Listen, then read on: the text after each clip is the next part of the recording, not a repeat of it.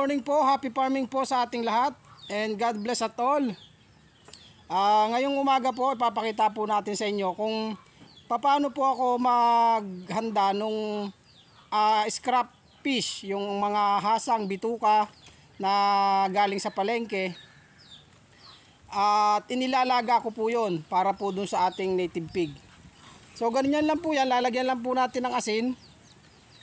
At para hindi masira agad.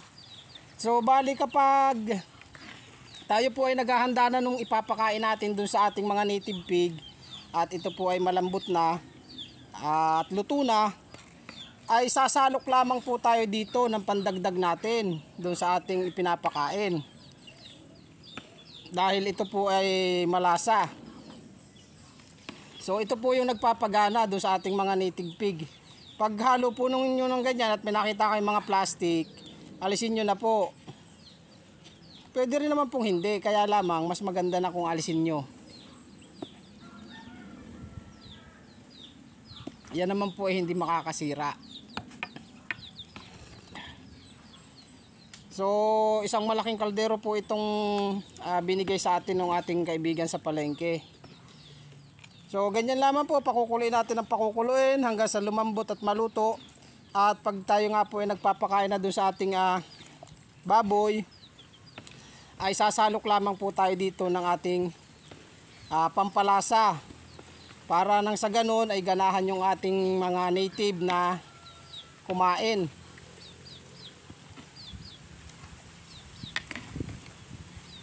Yan po eh maluluto ng maluluto sa kinatagalan. Tatakpan na po natin. Ipinakita ko lamang po sa inyo yung sistema, yung proseso. Ito na po yung ano natin, yung ating mga baboy.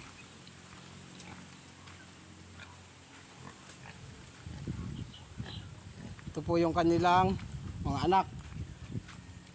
Ayan.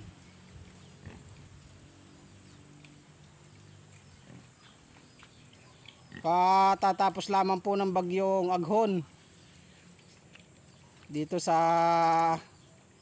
ating bansa. To yung bali ganun lamang po yung kanyang silungan, yun lamang po sa ilalim ng mangga.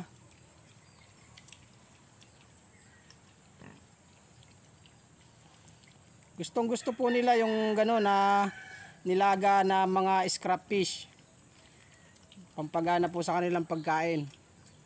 Sama-sama na po yan. Pag yung ipapakain nyo sa native pig, ay kasama na rin po yung ipapakain nyo sa mga pato at itik. So yun lamang po, at marami pong salamat. At please like and subscribe sa ating munting channel. At happy farming po sa ating lahat. God bless po. Thank you.